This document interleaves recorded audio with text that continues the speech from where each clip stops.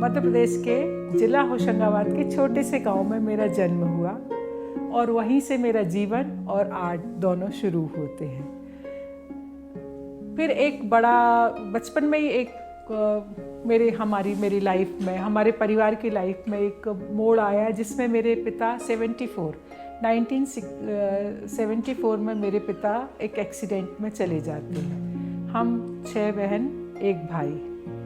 तो जो एजुकेशन का काम था वो मेरे पिता करते थे और जब मेरा टाइम आया तो पिता नहीं थे। तो इवन मेरा नाम जो संजू है वो गांव था, तो गांव के मास्टर को भी मेरा नाम संजू मालूम था और मुझे भी मेरा नाम संजू मालूम था, जबकि मेरा नाम कुछ और था। तो वो नाम, इसलिए नाम ये संजू है।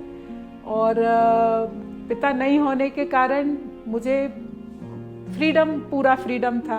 मैं गांव में मिट्टी में, गोबर में, जो गांव के खेल होते हैं, पेड़ पे चढ़ना, कुएं में उतरना, लंगड़ी खेलना, साइकिल चलाना, हाथ पैर तोड़ना, ये सब मैंने कक्षा मतलब क्लास 6 तक ये सब कुछ मैंने किया। और मेरे घर में हम लोग बिजनेसमैन हैं, किराने का काम होता है मेरे घर में आज भी, पिता के टाइम से आज भी किराने का काम के कारण। तो उसमें क्या है कि जो मेरा गांव है वो नर्मदा नदी के ऐसे नर्मदा नदी घूम के जाती है, तो इस पार के जितने भी छोटे छोटे गांव हैं वो सब हमारे यहाँ सामान लेने आते थे। और जब उस टाइम में 75-8 की बात बता रही हूँ मैं, उस टाइम वो बैलगाड़ी लेके आते थे और बैलगाड़ी लेके आएंगे वो, और वो उन्होंने बैलगाड़ी के बैल को रिलैक्स कर दिया, छोड़ दिया और गाड़ी खड़ी कर दी और फिर वो पूरा सामान लेते थे। तो पहले जो गुड़ भी आता था ना, वो गुड़ 50 किलो 60 किलो इतने बड़े बड़े उसमें भेले बोलते थे, उसमें आता था, नमक की बोरी। तो नेचुरल एक पूरा बैलगाड़ी का सामान, मतलब आपके घर में यदि दुकान पे 4-5 ग्राहक आ गए तो आपका तो पूरा दिन हो गया ना। तो फिर वो लोग क्या करते थे, गांव था, कोई होटल वगैरह तो थी नहीं, वो कंडे जलाएंगे, अपना खाना बनाएंगे, वहीं बाटी बनाएंगे, वो है ना, दाल बाटी जो भी उनका भोजन है, या हम घर से कितना कर सकते थे माँ उतना कर देती थी। तो ये मेरे जो बचपन के, जो मुझे लगता वो अमूल्य है मेरी जो अनुभव है। और बचपन के दिनों में गर्मियाँ होती थी, गर्मी में एक जब हम लपट कहते हैं उसको, लू चलती थी, तो दोपहर में सारे लोग तो घर के अंदर रहते थे, लेकिन हम सब बच्चे बाहर मेरे घर के बाजू में ही आंगन है, कुम्हार का घर है वो, और उसमें बड़ा सा पीपल का पेड़ है जो इसकी टहनियाँ मेरे घर को भी लगती है। उस आंगन में हम सारी लड़कियों को अपना कोई भी गेम खेलना, पूरी दोपहरी, हमको नहीं मालूम था गर्मी क्या होती है सर्दी क्या होती, खेल में इतने व्यस्त थे। लेकिन जो वो खेल होता था ना, उसमें जितने भी खिलौने होते थे वो हमारे बनाए हुए होते थे। मतलब हमारा दिमाग वहाँ से क्रिएटिव होना शुरू हो गया था। जैसे रोटियाँ बन रही है तो हम लोग बॉटल के ढक्कन को ढूंढ के लेके आते थे लोहे वाले, फिर उसको पत्ते लेके आएंगे, फिर पत्तों से उसको कट करेंगे, गोल गोल चपातियाँ बन गई, वो इतनी चपाती बन गई है। फिर हमारे जानवर जो होते थे, तो गांव में ना अपने घर की जो बाउंड्री होती, बागड़ जिसको बोलते, उसमें जो जंगली फ्रूट्स, जिसमें लौकी, तुरई, ये भी कड़वी जो होती ना, हम जो बोलते कड़वी, तो वो हम तोड़ के लेके आते थे। तो सब बच्चे अलग अलग लेके आएंगे और लकड़ियाँ, 4 लकड़ी लेके आए, तुरई में 4 पैर बनाए, जहाँ से तोड़ा उसको पूँछ है, आगे उसका ऐसा मुंह रहता ही था, 2 सींग और लगा दिए और 2 आँख लगा दी, तो वो हमारे जानवर होते थे। तो किसके कितने जानवर हैं, तो वो क्रिएशन, क्योंकि आपको खुद ही करना है। माँ की साड़ी मिली तो गुड़िया आपने कोई बनाना है, ड्रेसेस आपको ही बनाना है, ये सब करना है। तो ये सारी चीज़ें मुझे मिली। और साथ में ये सबसे बड़ा प्लस पॉइंट रहा कि मेरे घर के, जैसे मैंने बताया, कुम्हार के आंगन में हम लोग खेलते थे, वहीं बढ़ई का घर, कारपेंटर, लोहा, सिलाई वाला, वीविंग वाला, ये सब मेरे घर के आसपास थे। तो मेरी कौन सी दोपहरी किसके घर में निकली ये मुझे याद नहीं है, लेकिन मैं उनको काम करते हुए देख रही हूँ। मतलब पूरा अच्छे से मुझे सारी प्रोसेस मालूम है अभी भी। यदि वो लोहार जो होता है ना, जो बैलगाड़ी चलती है उस पर जो एक लोहे की रिंग चढ़ाई जाती है व्हील के ऊपर, पात बोलते हैं उसको, तो वो पात को क्या करेंगे, लोहार बनाएगा, लेकिन एडजस्ट करने के लिए कंडे, बहुत सारे कंडे में वो लोहा डालेगा और फिर आग लगाएगा ऐसे, फिर वो आग भी लाल और पहिया भी लाल, और फिर उसको ठोकेगा और वो व्हील पे चढ़ाएगा। तो ये प्रोसेस कोई 2 मिनट या 10 मिनट की नहीं है, ये पूरा दिन लगता था इस प्रोसेस को कर, लेकिन वो पूरे, तो मुझे लगता है कि वो जो कलर है ना, जो आग के कलर हैं, जो भर दोपहरी के कलर हैं, जो बवंडर आ रहे हैं उनके कलर हैं, जो पीपल का पेड़ है जो बहुत ज़ोर ज़ोर से ऐसे हिल रहा है, तो उसकी जो हवा की आवाज़ है और जो एक एब्स्ट्रैक्ट सा फॉर्म बनता है, वो सारे फॉर्म मेरे काम में जो आज रिफ्लेक्ट होते हैं, जो मैं उनसे कनेक्ट कर पाती हूँ कि जब मैं वो अनुभव कर रही थी। जैसे मेरे घर के सामने से 100 गाय बैल निकल के जा रहे हैं, जो गोधूली बोलते हैं ना, तो आज समझ में आता कि गोधूली क्या कहते हैं, कि गाय के पैर से जो धूल उड़ती है शाम के समय जब वो घर जा रही होती है, वो गोधूली है। तो उसका एक अलग रंग है क्योंकि सूरज अस्त हो रहा है और ये धूल, तो वो जो ऐसा धुंधला मतलब रहस्यमयी थोड़ा सा, तो ये जो नन्ही आँखें थी वो सब ये सब देख रही होती थी। तो मैं यही समझती थी कि यार ये बैल में गाय सब एक जैसी लगती है, फिर कौन कैसे समझ सकता होगा ये मेरी है या ये इसकी है ना। तो फिर वो धीरे धीरे कलर के वेरिएशन, उसकी पहचान माँ ने बताई, नहीं ये जो जिस पे एक छपका लगा हुआ है ना, छपका बोलेंगे या दाग तो नहीं बोलेंगे, पैटर्न, ये पैटर्न की अपनी गाय है, ये पैटर्न की गाय उसकी। तो क्या ये आपको समझ में, आकार तो समझ में आने लगा ना कि ये आकार अपना नहीं है, ये दूसरे का है, ये अपना है। तो ये जो आकार है, जैसे कुम्हार है तो कुम्हार का व्हील पे क्या चल रहा है, कैसे आकार डेवलप हो रहा है, तो मुझे नहीं मालूम था कि मुझे आर्टिस्ट बनना, लेकिन मैं आकारों को देखते हुए बड़ी हुई हूँ, जो आज मैं सबको रिलेट करती हूँ कि ये कहाँ से आया है।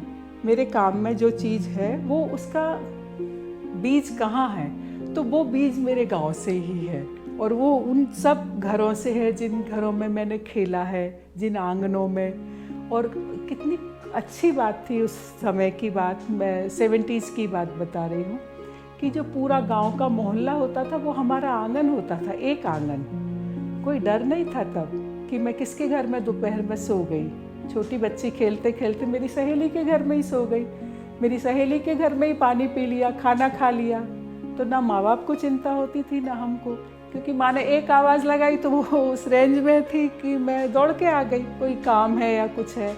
जैसे शाम हो गई कि भाई दिया बत्ती के पहले आपको आना है, ये आपको पहले दिन से समझा दिया, दिन भर खेलो जो भी करना करो, लेकिन जब दिया बत्ती होती, पहले लाइट भी नहीं थी मेरे टाइम में, थोड़े समय बाद आई लाइट, तो जैसे ही दिया बत्ती मीन्स लालटेन जल गई, दिए जल गए, तो अब आप घर में आ जाइए। तो ये मेरा बचपन की जो है, जो बहुत सुंदर है। फिर मैं 6th क्लास तक मेरा ये बचपन रहा, और भी बहुत सारी यादें हैं, क्योंकि घर में दुकान होने के कारण हमारे घर में सोफ़े नहीं थे। हमारे घर में जो भी आता था वो अनाज के बोरों पे बैठता था क्योंकि घर में जगह ही नहीं है, वो सब के लिए अलग अलग। हमारे घर के रूम कैसे होते थे, एक गुड़ वाला कमरा, एक शक्कर वाला कमरा, एक बीड़ी वाला कमरा, एक तम्बाकू वाला कमरा ये हमारे घर में कमरे होते थे, जिनका देखो आपको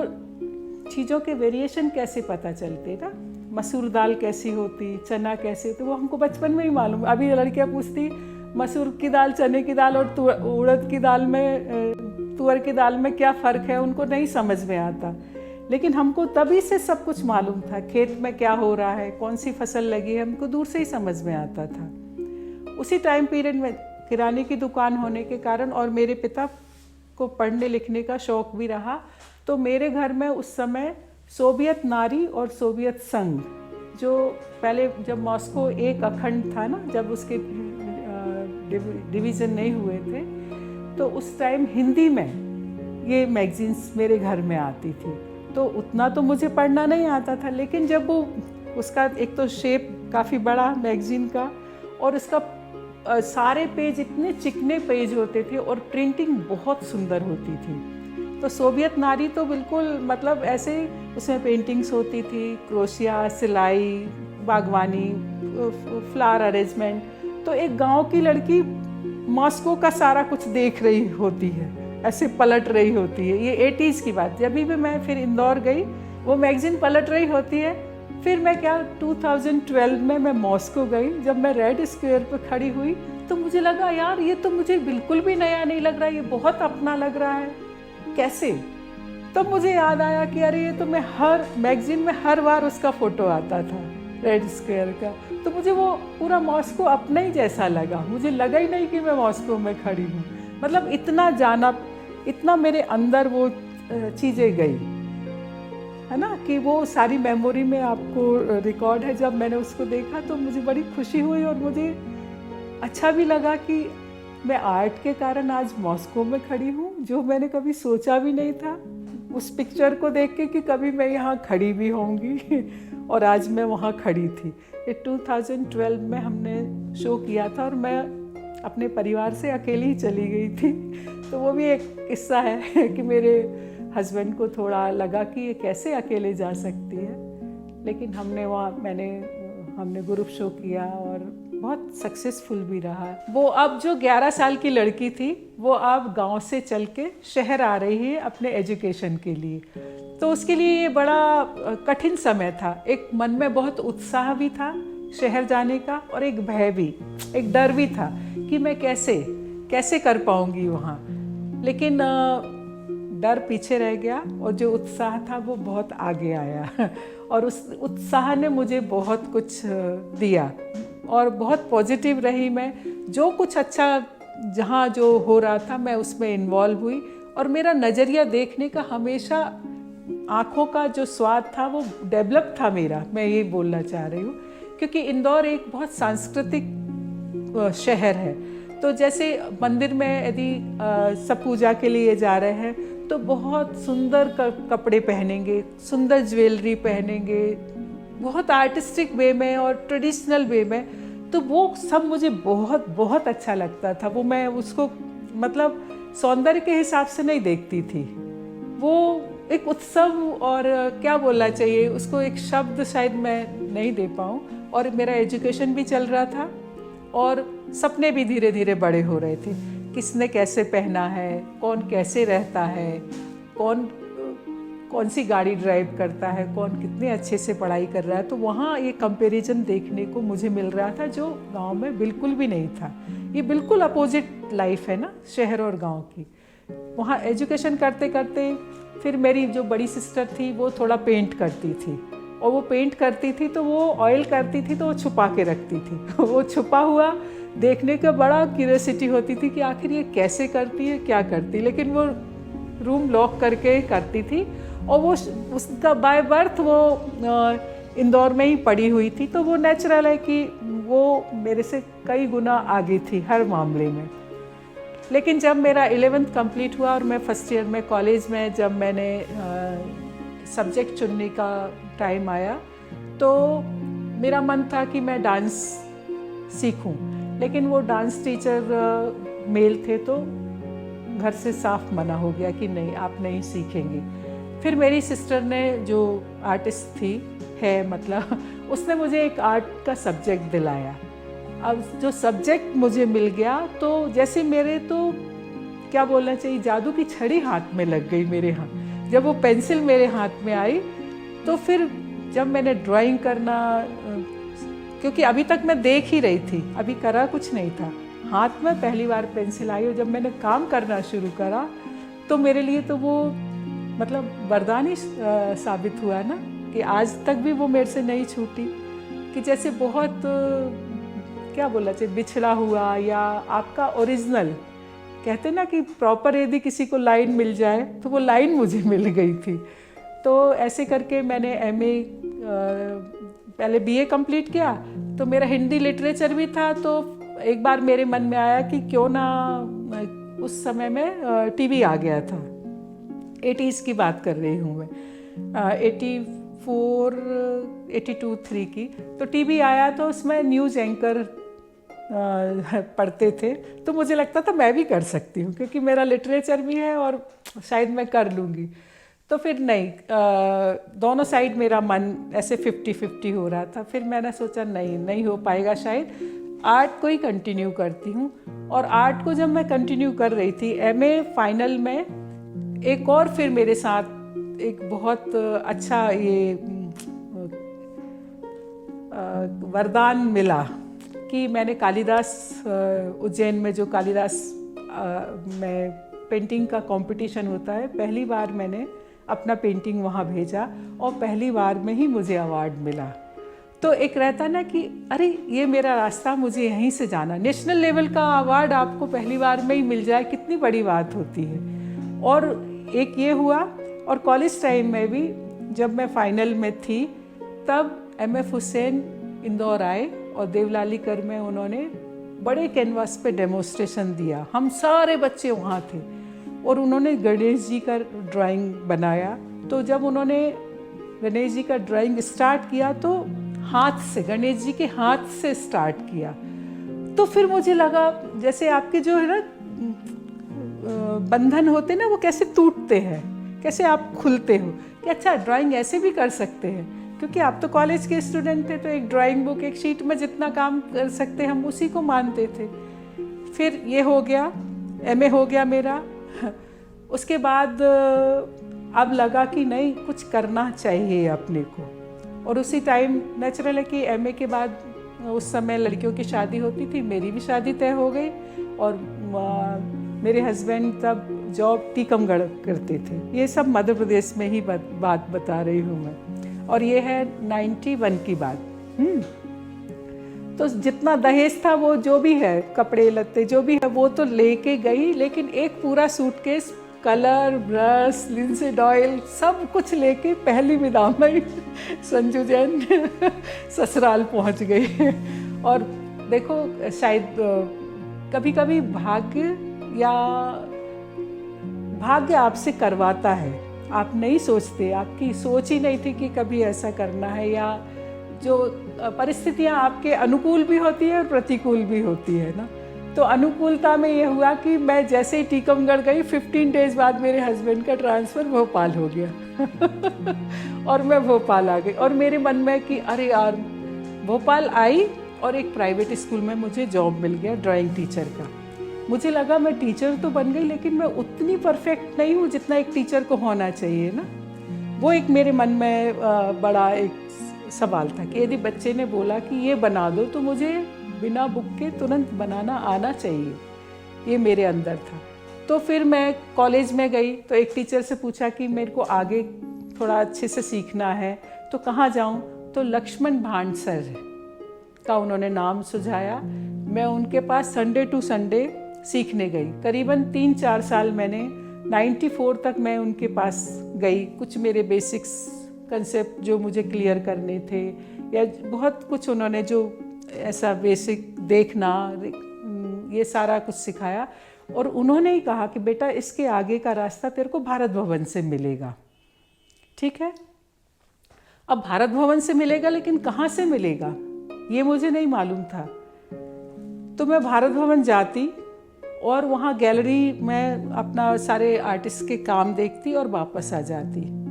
लेकिन मुझे ये नहीं मालूम था कि भारत भवन में एक वर्कशॉप है जहाँ आप बैठ के काम कर सकते हो। फिर एक एग्जीबिशन के दौरान अन्ना ने यूसुफ भाई से मुझे मिलवाया कि ये वहाँ के इंचार्ज हैं, ये अच्छे हैं, आप इनके पास जाइए, आगे का रास्ता आपको वहाँ से मिलेगा। उन्होंने मेरे अंदर की जो आग या जिज्ञासा थी उसको सपोर्ट करने के लिए यूसुफ भाई से मुझे मिलाया। अच्छा, मैं यहाँ नौकरी कर रही थी, जॉब मैंने छोड़ा नहीं, मैं जॉब कर रही और भारत भवन जा रही, दोनों काम कर रही। और भारत भवन जैसे ही मैं एंटर हुई, देखिए ना, कभी कभी मैं बोलती ना कि मैंने आर्ट को नहीं चुना, आर्ट ने मुझे चुना। जब मैं गई पहली बार वहाँ भारत भवन गई तो नया विधानसभा बना था, 97 या 8 की बात बता रही हूँ मैं। नया विधानसभा बना तो बहुत बड़ा कैंप लगा था। उस कैंप में मंजीत बाबा, जितने भी नामी ग्रामी बड़े बड़े आर्टिस्ट हैं इंडिया के, वो सब उस समय आए थे। उन सबको मैंने काम करते हुए देखा भारत भवन में रहते हुए। तो ये मेरे लिए, मतलब आप सोचिए ना कि आपको कुछ नहीं मालूम और आप भूखे हैं और आपको 56 भोग मिल गए हैं, है ना। भूख, जिसको इतनी भूख है और उसको 56 भोग परोस दिए कि अच्छा ये ऐसे काम करते हैं, ऐसे काम करते हैं, ऐसे काम करते हैं। इतने सारे, मतलब जितने भी बड़े बड़े नाम हैं वो सारे के सारे वहाँ थे, वो सब काम कर रहे थे। और उसके बाद चलो कैंप हो गया। फिर मैं जैसे अब कैंप में तो एक एक पेंटिंग बनाई, फिर मैंने अनवर को काम करते हुए देखा कि इतने बड़े बड़े काम एक दिन में करता है, इतनी एनर्जी के साथ काम करता है। तब धीरे धीरे आपको समझ में, मतलब वो इंस्टीट्यूशन ऐसा था जो आपको सिखा रहा था और आपके सपने भी बड़ा कर रहा था। बहुत बड़ी बात है कि आप एक जगह देख रहे हैं कि अच्छा ये भी होता है आर्ट में। क्योंकि मैंने तो कभी नहीं सोचा था कि आर्ट में कुछ एग्जीबिशंस भी होती है, आर्ट में पैसा भी है, आर्ट में फेम भी है। ये तो नहीं मालूम था इतना, या मालूम था तो वो नहीं समझ पाई कि मैं उस लायक बन सकती हूँ। क्योंकि वो जो सोवियत संघ और सोवियत नारी की जो बुक्स में मैं देख रही थी, वो अब मेरे साथ खुद होने लगा था कि आप वो देख रहे हैं, बनते हुए देख रहे हैं, आप खुद भी काम कर रहे हैं। तो वो एक अमेजिंग रहा। फिर यूसुफ भाई ने काफ़ी, मतलब एक आपको पेंटिंग में कैसे मैच्योर होना है, आपकी आय को कैसे डेवलप करना है, वो उन्होंने सिखाया, आपको खुद को ही सिखाया। जैसे मान लो वो कहेंगे आप कल या आप वीकेंड में आप 50 पेंटिंग लेकर ही आप आएंगे, उससे कम होगा तो नहीं आएंगे। वो 50 पेंटिंग डिस्प्ले कराएंगे, फिर वो बोलेंगे इसमें से आप कौन कौन सी अच्छी लग रही है, आप निकालिए उसको। आपने निकाला, फिर कहेंगे क्यों अच्छी लग रही है, तो अपन जो जितना मालूम होगा वो अपन बोलेंगे, फिर वो बताएंगे कि ये इसलिए अच्छी है, ये इसको ऐसे देखना होता है। और फिर भारत भवन था, भारत भवन में टाइम टू टाइम बड़े बड़े आर्टिस्ट आ रहे, जोगन चौधरी, मतलब इंडिया के सारे आर्टिस्ट आ रहे, जो ग्राफिक करते हैं वो भी, जो पेंट करते हैं वो भी। तो नेचुरल है, जब आर्टिस्ट बैठते हैं तो हम उन सब की जब बातचीत होती है तो आप बातचीत में इन्वॉल्व तो होते हैं, भले काम करें या नहीं करें। तब वो धीरे धीरे फॉर्म क्या है, कलर क्या है, क्या कहना चाहते हो, एब्स्ट्रैक्ट क्यों कर रहे हो, वो सारी की सारी बातें धीरे धीरे क्लियर होने लगी। लेकिन आपको जब एक आर्टिस्ट बनना है तो आपकी अपनी लैंग्वेज होना बहुत ज़रूरी है। यदि आपने हुसैन साहब जैसा काम किया तो हुसैन साहब जैसा है ये, तो मेरा नाम तो नहीं हो रहा, हुसैन साहब का नाम हो रहा है ना। यदि अब मैं किसी की भी कॉपी कर रही हूँ तो वो आर्टिस्ट का नाम हो रहा, आपका नहीं, आपकी इंडिविजुअलिटी नहीं है। तो एक लैंग्वेज डेवलप करने के लिए आपके जो भाव हैं, जो आपकी एनर्जी है, जो आप चाहते हैं, जो आपका ग्रोन अप है, जहाँ से आप आए हैं, हर आर्टिस्ट का इंडिविजुअल होता है। जैसे ईश्वर ने हमको अलग बना के भेजा है, ऐसे हमारा पेंटिंग भी अलग होना ही चाहिए। तो वो कैसे, तो फिर मैंने अपने को ही सर्च किया कि मैं जो अभी तक काम कर रही मुझे क्या पसंद है। तो मुझे फिर पता चला कि मुझे थोड़ा टेक्सचर का फॉर्म पसंद है, मुझे बहुत प्लेन नहीं चाहिए और एब्स्ट्रैक्ट फॉर्म ही चाहिए है। क्योंकि मेरे अंदर बहुत सारी संवेदनाएं, वेदनाएं, भाव इकट्ठे हैं, वो इतने उसमें नहीं आ सकते हैं, छोटे कैनवास में नहीं आ सकते, वो उसको बहुत बड़ा एरिया चाहिए। आज भी जितना बड़ा काम होगा ना, मैं उतने अच्छे से काम करती हूँ, मुझे अच्छा था। क्योंकि मेरी जो एनर्जी है वो छोटे में नहीं, बड़े कैनवास पे वो ऐसे खिल के आती है, ऐसा मेरा सोचना, और ये सत्य है क्योंकि ये मेरी फीलिंग है ना। तो वहाँ से मेरी ये कला यात्रा मतलब सीरियसली शुरू हुई। और उसी समय, क्योंकि भारत भवन था, भारत भवन में इतने बड़े बड़े आर्टिस्ट आ रहे थे। 99 से रजा साहब से मेरी मुलाकात है। रजा साहब जब भी भारत आते वो भोपाल ज़रूर आते, क्योंकि मध्य प्रदेश उनका जन्म स्थान है, तो वो अपने जन्म स्थान पे ज़रूर जाते, तो वो भोपाल भी ज़रूर आते। तो जब वो भोपाल आते तो हम जितने भी लोग भारत भवन में काम कर रहे हैं, भारत भवन मतलब ग्राफिक्स में, और ग्राफिक्स का एक सबसे बड़ा एक और जो मेरे को लगता है कि जो स्वामीनाथन जी करके गए हैं, जो भारत भवन को इस्टेब्लिश करके गए हैं, उन्होंने हमारे जो सोचने का स्तर है वो बहुत बड़ा कर दिया। उन्होंने कोई छोटा है कोई बड़ा है ये मिटा दिया भेद, क्योंकि उसमें फोक आर्टिस्ट भी काम करते हैं और अर्बन भी, ठीक है ना, कंटेम्प्रेरी आर्टिस्ट भी काम कर रहा है, फोक आर्टिस्ट भी काम कर रहा है, दोनों की गैलरियाँ हैं, दोनों को सम्मान बराबर दिया और वो सम्मान का समानता का दर्जा भी उन्होंने दिया।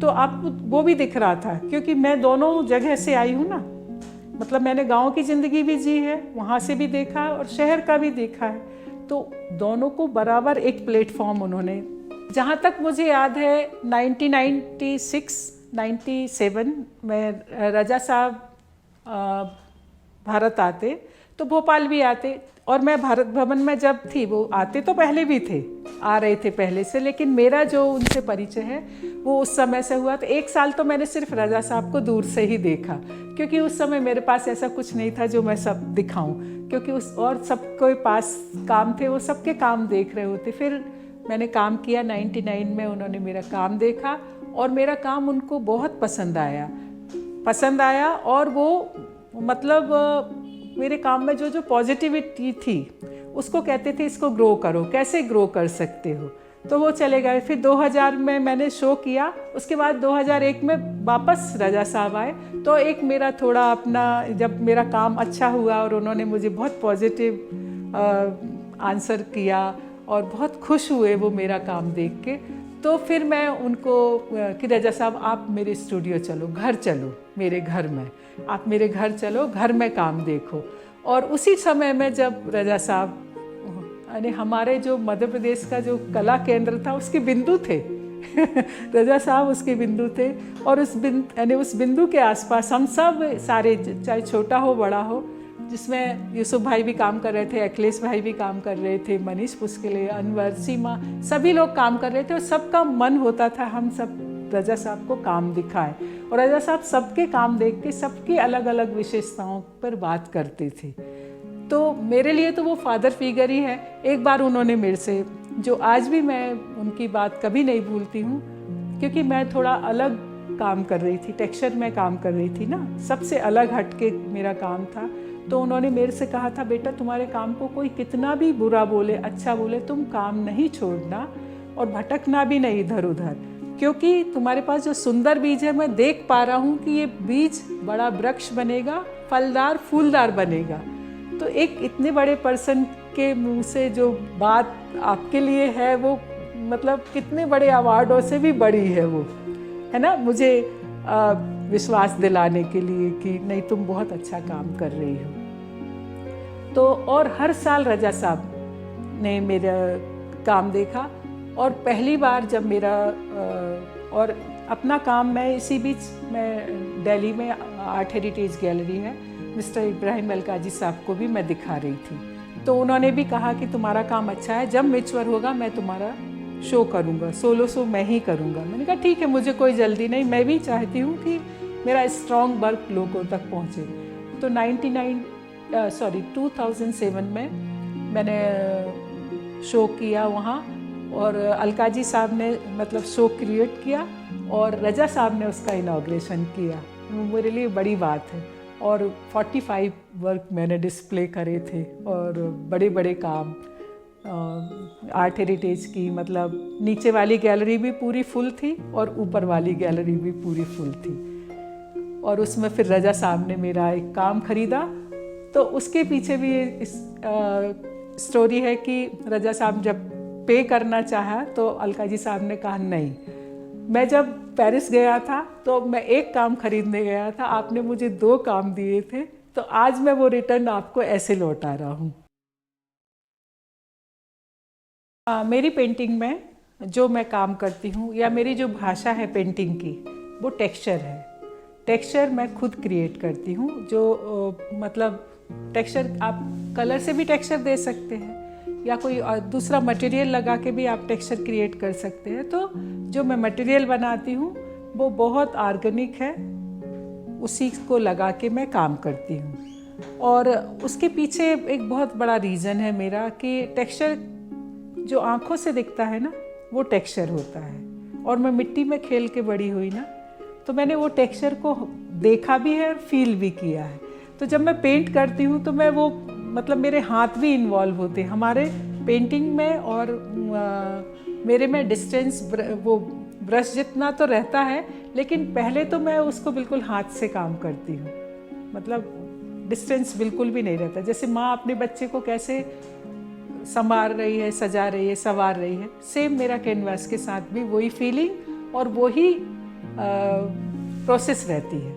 तो जो जितना भी टेक्सचर मैं अपना कैनवास पे अप्लाई करती हूँ वो बाय हैंड होता है मेरा।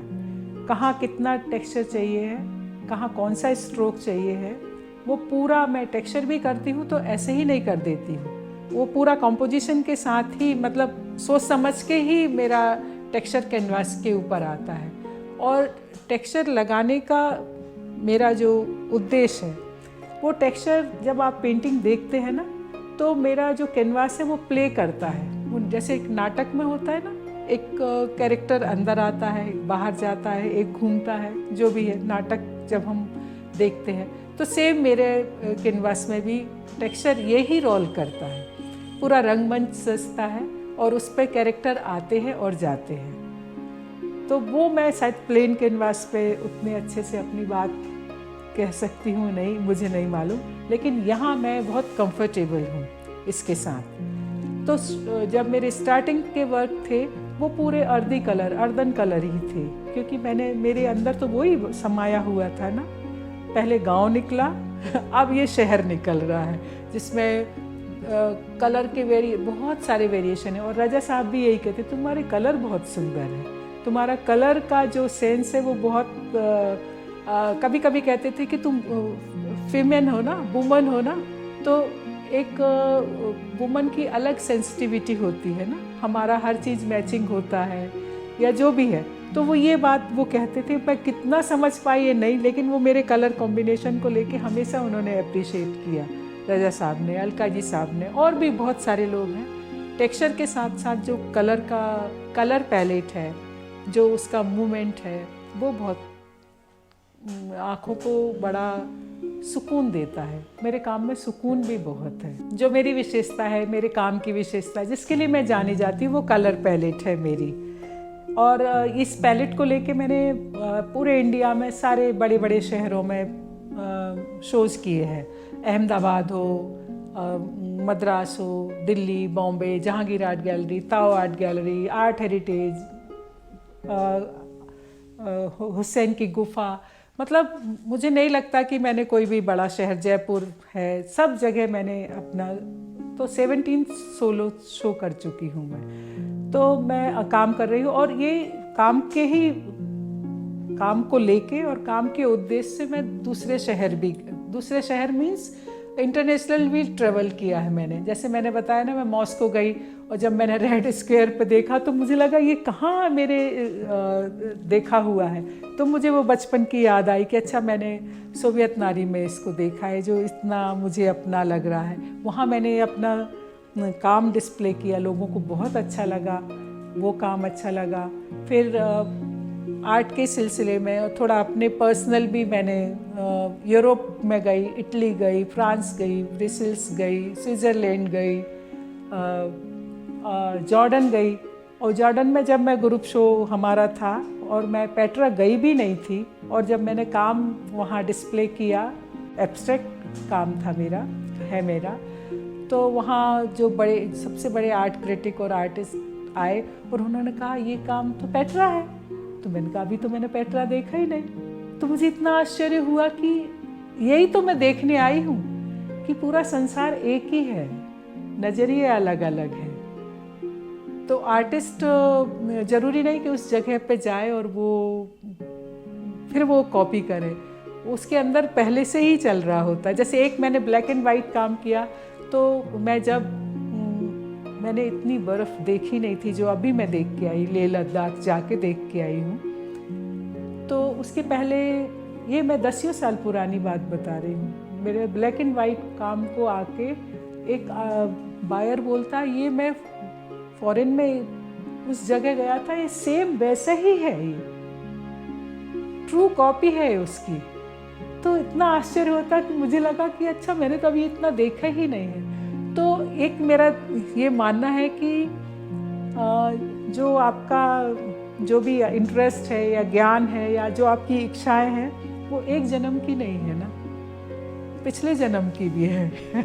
पिछले जन्म, आपकी आत्मा तो अजर अमर है ना, तो कौन से जन्म के संस्कार इस जन्म में आए हैं जो आपसे काम करवा रहे हैं, है ना। तो ये बहुत ज़रूरी है कि आप जब दूसरे देश जाते हैं, दूसरों का काम देखते हैं, अपना काम कंपैरिजन करते हैं उनसे, तो एक आप में एक बहुत बहुत विश्वास आता है। और वो जो आत्मविश्वास है वो आपकी पेंटिंग को पर भी आता है, मतलब उस पर रिफ्लेक्ट होता है। वो जो बोल्डनेस है, जो क्या बोला चाहिए, एक सरलता, सहजता, ऐसे काम ऐसे फूल जैसा खिल जाता है, ये तभी आएगा जब आप इतना ट्रेवल करोगे, चाहे देश हो चाहे विदेश हो। और आप पैरों से करो तो ज़्यादा अच्छा है हवाई जहाज़ की अपेक्षा। क्योंकि आप लोगों से मिलते हैं, वहाँ के सारी चीज़ों को आप अनुभव करते हैं। वो लोग क्या खाते हैं, क्या पीते हैं, कैसे रहते हैं, उनका जीवन कैसा है। यदि इतनी बर्फ़ है तो वो हमारे इंडियन लोग कैसे रहते हैं। जैसे मॉस्को में मुझे बड़ा आश्चर्य होता था कि 24 आवर गर्म पानी कैसे आ रहा है। तो फिर जब मैंने पूछा, किसी को क्यूरियोसिटी थी ना, तो बोले 2 पाइपलाइन एक साथ चलती है, एक कोल्ड वाटर की, एक हॉट वाटर की। यदि नहीं चलेगी तो ये तो जम जाएगा ना, फट जाएंगे पाइप सारे। तो जितना ठंडा पानी है उतना ही गर्म पानी चलेगा पैरेलल, तभी वो, नहीं तो सारा कुछ जम जाएगा। इतनी ठंड पड़ती है, आपके सीवेज जम जाएंगे सब जगह, तो इतना उनको करना पड़ता।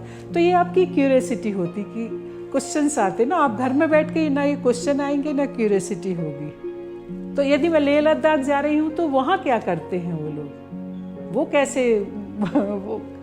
तो वहाँ भी मैंने पूछा कि ये कैसे कैसे क्या यूज़ करते हैं। या मैं कोई भी महल जाऊँगी तो मेरे एक दिमाग में रहता है कि रानियाँ जहाँ रहती थी वो कहाँ, कैसे उनका मतलब वॉशरूम होता होगा, कैसा ड्रेसिंग रूम होता होगा, कैसे वो चलती। जैसे जयपुर का आमेर महल है, उसमें एक गुफा है, गुफा तो नहीं बोलना चाहिए, सीढ़ियों की जगह एक छोटा सा उतरने के लिए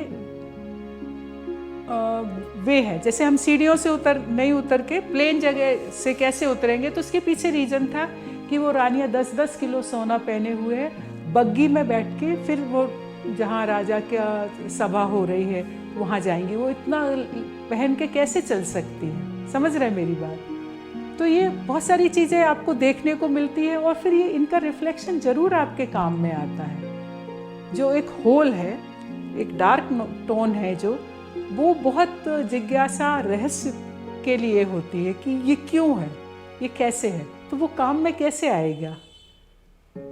और वो जब तक रहस्य नहीं होगा ना, क्यूरियोसिटी नहीं होगी, तो काम तो सपाट है, फिर प्लेन है ना काम। तो पेंटिंग प्लेन है, प्लेन में क्या दिखाएंगे आप। तो ये सारी चीज़ें बहुत इम्पोर्टेंट है कि आप घूमिए, आप देखिए, आप समझिए, आप छूइए, यानी उस चीज़ का एहसास करिए, फीलिंग।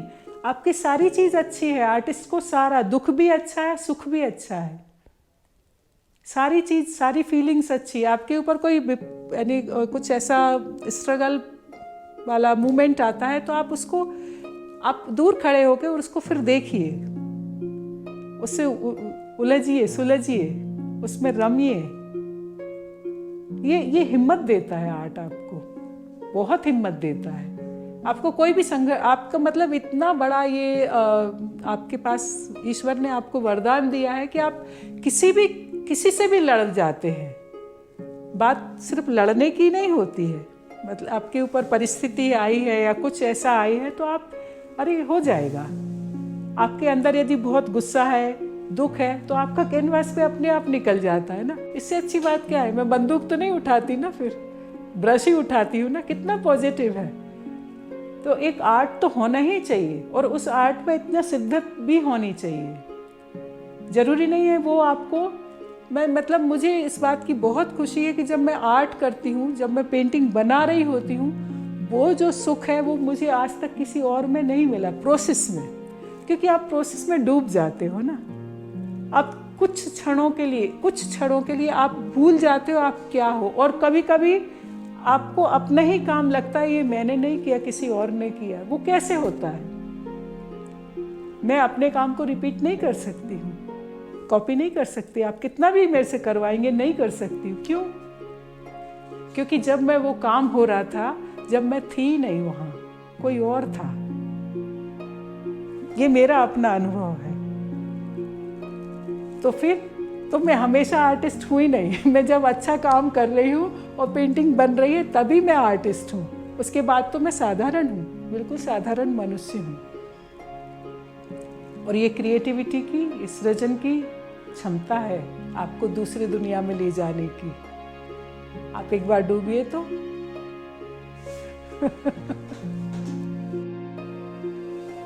और आज का जो हमारा बातचीत रही है जो, उसमें मुझे सुखद ये रहा कि मेरी पूरी सारी जितनी भी बचपन से लेके आज तक की सारी मेमोरी वापस रीडू हो गई, मतलब फ्रेश हो गई।